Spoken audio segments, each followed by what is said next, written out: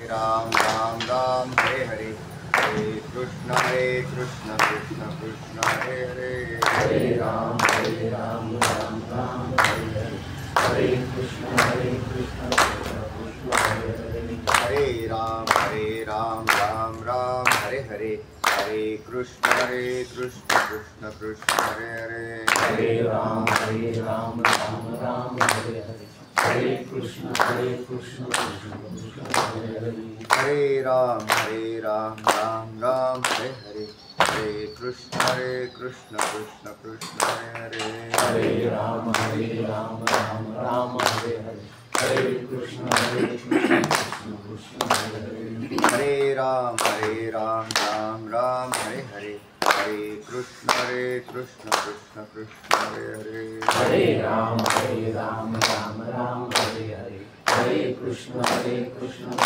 कृष्ण हरे हरे, गोवर्धन विठ्ठल श्री ज्ञानदेव तुकाराम पंढरीनाथ भगवान की जय, माऊली ज्ञानेश्वर महाराज की जय, जगद्गुरु तुकाराम महाराज की जय।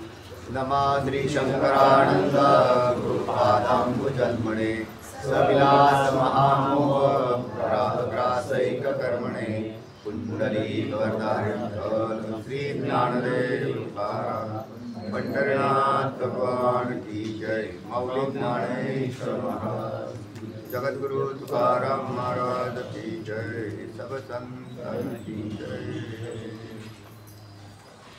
सांगा बघा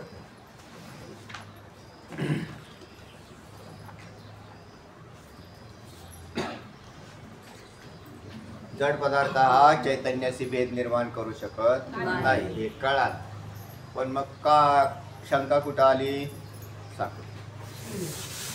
वरची शंका सांगते हा पण जड जगत ब्रह्मामध्ये आरोपित असल्यामुळे त्याचे परिचय जरी होत नसला तरी ब्रह्मामध्ये मर्यादा भेद जरी उत्पन्न करीत नसले तरी चैतन्य जीव ईश्वर आरोपित नसल्यामुळे त्यांच्या योगाने ब्रह्माचा परिचय होऊ शकेल.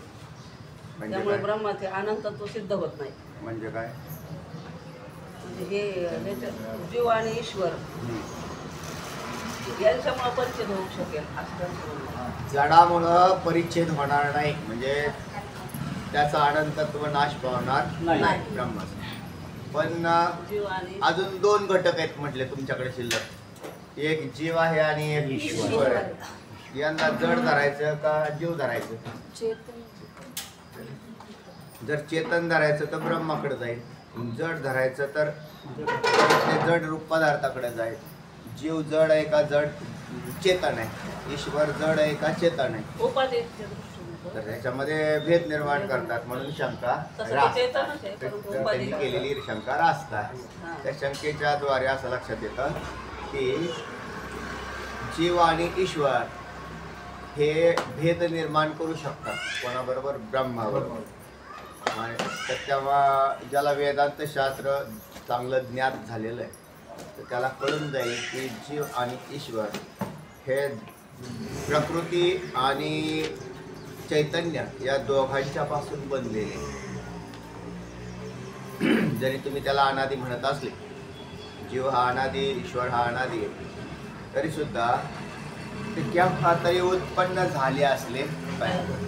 एक उत्पन्न न झालेला असा एक पदार्थ आहे अजहा, तो ब्रह्म, ज्याची उत्पत्ती नाही झाली. जगत म्हटलं की उत्पत्ती मानली. मग जगताची उत्पत्ती नियंत्रित, जगत नियंत्रित करणारा नियामक हा सुद्धा जगताबरोबर उत्पन्न झालेला मानलेला आहे. म्हणून ईश्वर हा मग आता तो कसा होऊ शकतो? तर जड प्रकृतीचं नियंत्रण करण्यासाठी त्याच्याकडे चैतन्य हा केवळ एक भाग असेल तर नियमन होणार नाही. कारण ब्रह्म कुठं नियामक आहे? ब्रह्म हे जगाचं नियामक नाही. त्या जड प्रकृतीचा जर काही भाग त्याच्यामध्ये समाविष्ट असेल तर तो नियामक बनू शकेल. म्हणून जड प्रकृतीचा काही भाग म्हणजे माया, प्रकृती म्हणजेच माया, आणि मायेचा 7वा अंश हा नियामक बनू शकतो. पण 7वा अंश सुद्धा नियामक नाही होऊ शकत, कारण तो एकटा पडतो. कारण तोही जडच भाग आहे. 7वा अंश जरी झाला तरी जड. पण 7वा अंशात एक असा चैतन्याचा आभास मानावा लागेल की जो त्याचा नियामक बनू शकतो. बरं, त्याच्यात संगती अशी आहे की ब्रह्म हे विकारी नाही, निर्विकारी आहे, गुणवान नाही, निर्गुण आहे, विकारी नाही. तर त्या शिवाय सत्ता भेदाने जर पाहिलं, पारमार्थिक आणि प्रातिभासिक अशा दोनच सत्ता अस्तित्वात आहेत. मायेची असणारी प्रातिभासिक सत्ता आणि या ब्रह्मस्वरूपाची असणारी पारमार्थिक सत्ता.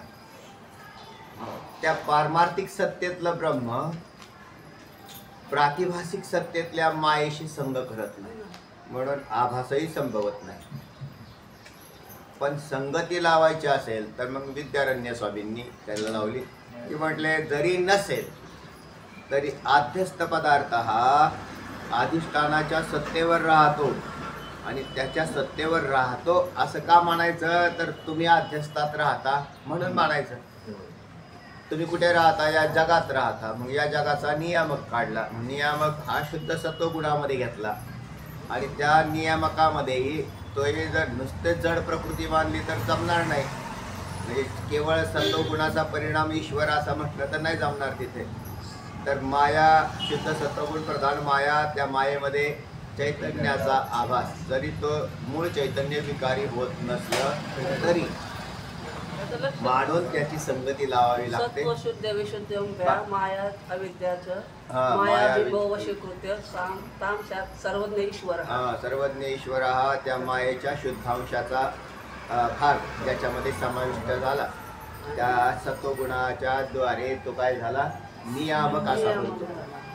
तिथं जर तमांश आणि राजांश झाला असता तर नियामक बनायला कठीण गेला. शिवाय प्रकाशित चैतन्य आहे ना तिथं, तर आता जीव नाही का, जीव बी तसाच आहे ना, पण तो अल्पज्ञता आणि धर्मांनी युक्त झाला. अविद्या वशगत स्तोन्य वैदिक अनेकदा साकारण शरणम शात प्राज्ञास तत्र अभिमानवान जीवाच्या लक्षणामध्ये आले. त्यात अविद्येच्या संसर्गात आल्याने अल्पज्ञ आणि तो मायेच्या संसर्गात असल्याने सर्वज्ञता, अशी दोघांची दोन उपाध्या आणि त्याच्यात चैतन्याचा आभास. याच्यामुळे काय झाला, जीव आणि ईश्वर हे दोन आशे बनले. आता त्याच्यात चैतन्याशिवाय नियामकता संभवत नाही. पण नियामन, ज्याचं नियमन करायचं त्याचंही समावेश उपाधीत असल्याशिवाय नियामकता संभवत नाही. म्हणून माया आणि चैतन्य या दोघांच्या पासून बनलेला ईश्वर हा नियामक होतो. या सृष्टीचा नियामक असा बनला. नियमन तरी काय करायचं आहे, तर ज्या सृष्टीची उत्पत्ती झाली त्या सृष्टीत विरोधी घटक आहेत, येऊन पुढे जाऊन सांगतील ते, आणि मग विरोधी घटकाचं नियमन करावं लागतं. जर एकच असतं तर नियमन करावं लागलं नसतं, एकच सरसकट झाला असता. पण विरोधी भाग असले, एकमेकाच्या विरोधी असतील तर ते काय करतात, त्याचा नाश करतील. मग नाश करतील तर मग त्याचा कोणीतरी नियामक असावा लागतो. म्हणजे मग आता त्याच्यामध्ये उदाहरणं येणार आहेत, पुढे जाऊन सांगतील काही. चला, तर तेव्हा जीव आणि ईश्वर हे ब्रह्मस्वरूपाशी भेद निर्माण करू शकतात, अनंतत्वाचा नाश करू शकतात अशी शंका होती. काय सांगतायत उत्तर ऐका. सत्यम ज्ञानम अनंतम यत् ब्रह्म तद्वस्तु तस्य तत् ईश्वरत्वं च जीवत्वं उपाधिद्वय कल्पितम्. यत् सत्यम ज्ञानम अनंतम ब्रह्म, म्हणजे जे सत्य ज्ञान अनंत आहे ते ब्रह्म, तत एव वस्तू भवती, ते पारमार्थिक तत्व आहे. तस्य तत् ईश्वरत्वं जीवत्वं, ते ईश्वरत्व जीवत्व तत् उपाधिद्वय कल्पितम असते, ते दोन उपाधीने कल्पिलेलं आहे. दोन उपाधी कोणत्या? अविद्या आणि माया. माया आणि अविद्या. जीवाची उपाधी अविद्या आणि ईश्वराची उपाधी माया. आता याच्यातही माया हा पदार्थ मानलेला आहे, आचार्यांनी मानला, माऊलींनी मानला आणि पूर्व आचार्यांनी बी अनेक मानलेला आहे. वेदामधूनच त्याचा विचार आलेला आहे, नवीन काही कोणी माया निर्माण केलेली नाही. तरी बाबा माया नावाचा काय पदार्थ, गणित सोडवण्यासाठी जसं बीजगणितामध्ये क्ष मानून, एक्स मानून त्याचं काय केलं जातं, गणित सोडवलं जातं. मग त्याचं एक्सची किंमत काढा असं म्हटलं. त्याची व्हॅल्यू काय आहे एक्सची, तर एक्सची व्हॅल्यू काढल्यानंतर एक्स कुठे जातो, एक्सची व्हॅल्यू मिळाली, एक्सचं नाही काय देणं घेणं, त्याची किंमत निघाली की त्याचं झालं. म्हणजे एक्सची व्हॅल्यू जर समजा तुमचं गणित सोडवताना 5 निघाली तर 5 हे त्याचं उत्तर आलं. तसा जगतारूपी गणित सोडवण्यासाठी हा विषय घेतलेला आहे. म्हणून माया ही हा पदार्थ मान. गणित तुमचं केव्हा सुटलं बरं, तुम्ही ब्राह्मी स्थितीचा अनुभव घेतला की गणित सुटलं. अधिष्ठानाकडे गेले की गणित सुटलं. आध्यस्थात गणित सुटत नाही. कवर बी खेळत बसा, ते कितीही शंका तयार करा, प्रत्येक शंकेला दुसरं एक उत्तर असतं आणि ते उत्तर किती शंका हे अखंड चालत राहते. त्याच्यात तेही सारखं चालूच राहणार आहे. शंका निर्माण होणार, उत्तर मिळणार, पण ते परत जिथे, कारण ती शंकाच आध्यस्थ पदार्थात राहतात. आपल्या बुद्धीत जेवढ्या शंका आहेत ह्या सगळ्या शंका चैतन्याच्या नाही, आध्यस्थाच्या आहेत. आणि त्या आध्यस्थाच्या, मग आता त्या कशा सोडवायच्या, तर नेहमी तुम्हाला एक भाग सांगितला की शंका करणाऱ्याची शंका ही ज्या उंचीवरती असते त्याच्यापेक्षा तुमची उंची काय पाहिजे, वरची उंची पाहिजे अध्यात्मशास्त्राची. आणि त्या उंचीवरून त्या शंकेचं प्रश्नाचं उत्तर निघून जातं, सुटून जाते. पण तुम्हाला त्याच्यापेक्षा वरची उंची कळाली पाहिजे. म्हणून पूर्ण अध्यात्मशास्त्रात सुद्धा स्टेप बाय स्टेप असं वरती गेलेलं आहे. आणि एकदम वरती काय गेलं तर मग त्या अध्यात्मशास्त्राचा एंड कुठं केलेला आहे, अजातवादात केलेला आहे. अजातवाद, विवर्तवाद, दृष्टीवाद, सृष्टीवाद, उत्पत्तीवाद, परमाणुवाद, जड कारणवाद असे त्याचे त्या खाली आलेले ते ह्याच्यामध्ये आलेत. आता बिंब प्रतिबिंबवाद. पण आता हे जे आहेत ना, जगत संगतीसाठी काय काय केलेलं आहे हे सगळ्या पद्धतीने खाली आले. जीव ईश्वराची स्वरूप स्पष्ट करताना बिंब प्रतिबिंबवाद, आभासवाद, अवच्छेदकवाद हे तिथं आलेले. आणि जगताची सिद्धी करण्यासाठी किंवा जगताला कसं आहे हे पाहण्यासाठी हे आत्ता सांगितले, आधी सांगितलेले वादांचा विचार. तेव्हा याच्यामध्ये भेदाची उत्पत्ती जीव ईश्वर ब्रह्मस्वरूपात करत नाही, कारण ते कसे आहेत त्यांची स्वरूप स्पष्ट झाली की काम होते पहा. म्हणून माया अधिक मायेमध्ये पडलेला चैतन्याचा आभास अधिक अधिष्ठान चैतन्य म्हणजे ब्रह्मचैतन्य बरोबर कोण झालं, ईश्वर असं समीकरण तयार झालं. मायेमध्ये पडलेला चैतन्याचा आभास अधिक अधिष्ठान ब्रह्मचैतन्य बरोबर ईश्वर. आणि हा ईश्वर कसा झाला तर असा चैतन्य. आता जीव कसा झाला, त्या मायेची तमांश प्रधान उपाधी घ्यायची.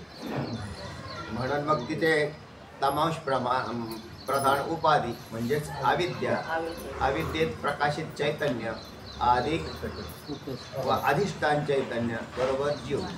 त्या अविद्येच्या जाग्यावर तुम्ही अंतःकरण मानू शकता, बुद्धी मानू शकता, व्यष्टी अज्ञान मानू शकता, लिंगदेह मानू शकता. असे त्या तुम्हाला जसं लागेल तसं घेऊ शकता ते. कारण तुम्हाला अविद्यासुद्धा जर चांगली कळाली की तुम्हाला या शब्दांचे भेद कळतील की हे लिंगदेह म्हणजे काय, सूक्ष्मदेह म्हणजे काय, बुद्धी म्हणजे काय आहे ना, अहंकार म्हणजे काय. बऱ्याच वेळेला अहंकार वापरला जातो संत वाङ्मयामध्ये, अहंकार असा शब्द येतो. तो अहंकार सुद्धा अंतःकरण वाचक आहे. कधी कधी मन म्हटलं जातं, कधी चित्त म्हटलं जातं, कधी बुद्धी म्हटलं जातं. त्याच्यात प्रकाशित चैतन्य अधिक अधिष्ठान चैतन्य झाला जीव असं.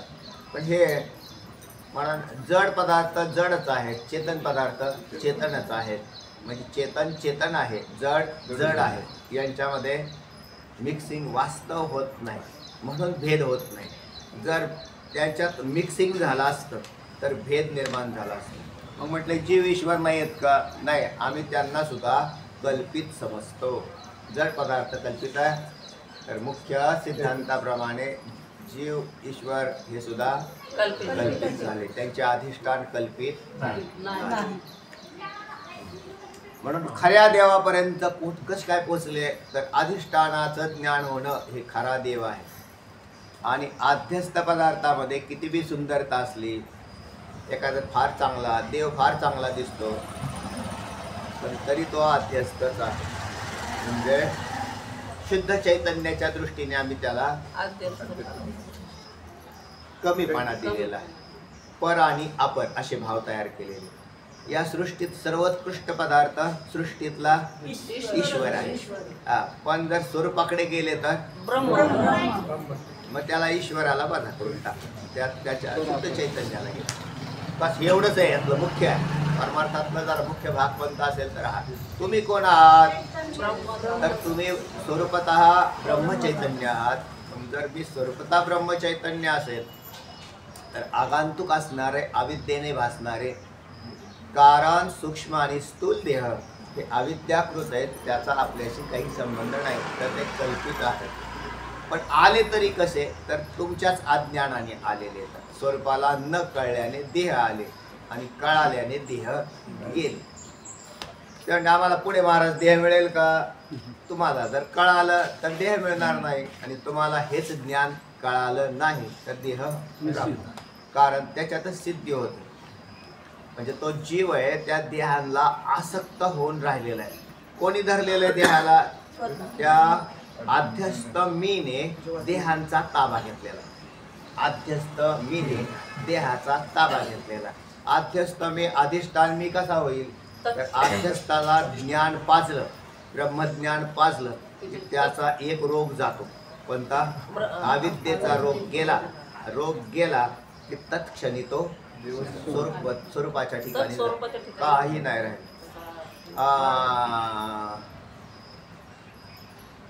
केमिस्ट्री मध्ये कारण शरीर आहे, महाकारण शरीर. महाकारण शरीर हे समिष्टी दृष्टीने धरलेले आणि माऊली ज्ञानोबरायांनी बी सांगितलेलं आहे.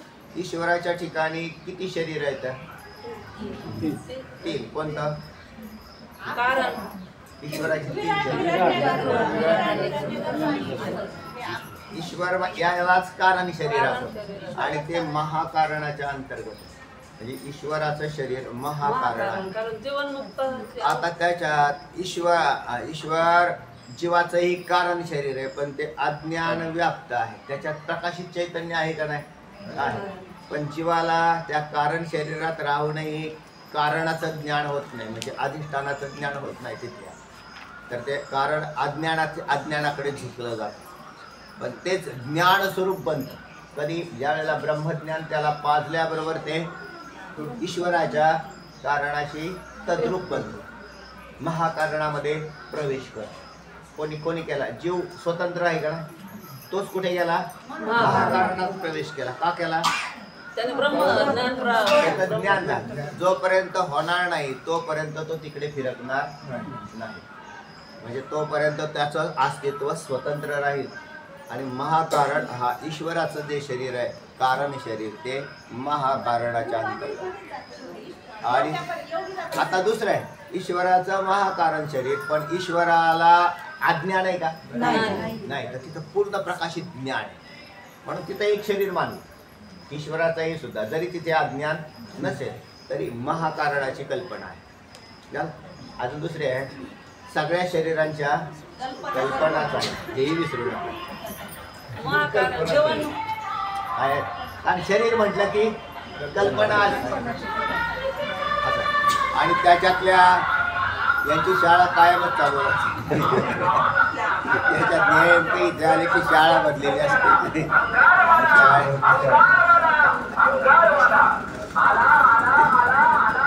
ते ईश्वराचं महाकारण म्हणजे स्थूल शरीर धरायचं का प्राज्ञस्वरूप? ईश्वर काय आहे? ईश्वर काय आहे? ईश्वरालाच कारण शरीर. हिरण्यगर्भ म्हणजे सूक्ष्म शरीर, विराट स्थूल शरीर आणि ईश्वर म्हणजे कारण शरीर. आणि त्यात कारण शरीर पण ईश्वराचं झालं. ईश्वर कसं आहे? परिच्छिन्न एका व्यापक झाला. जीवाचं कारण शरीर हे परिच्छिन्न स्वतः तोकडं झालं. ते पण तोकडं झालं ते तसंच राहिलं. ईश्वर हा जीवाचा नियामक झाला, पण जीवाला ईश्वर नाही कळाला.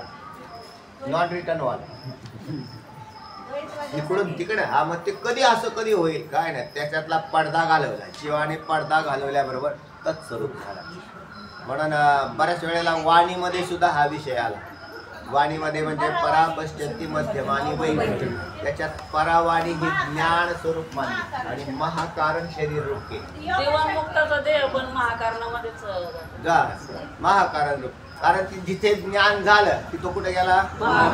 आणि तत्स्वरूप. कारण शेवटी आपल्या स्मृत्या, ज्या जीवाच्या स्मृत्या अधिक देहनिष्ठ असतात, तो वैखरी वाणीने नामस्मरण करतो. ज्याची देहनिष्ठा लूज झाली, कमी झाली की तो मध्यमा वाणीमध्ये जातो. ज्याची देहनिष्ठा अजूनही खाली लूज होत गेली, हरवत गेला, हरपत गेला की तो पश्चंती वाणीत जातो. आणि पूर्ण या सगळ्या तिन्ही शरीरांचा म्हणजे स्थूल, सूक्ष्म आणि कारण शरीरांचा त्याग करणारा महाकारण शरीर स्वरूप बनून असतो.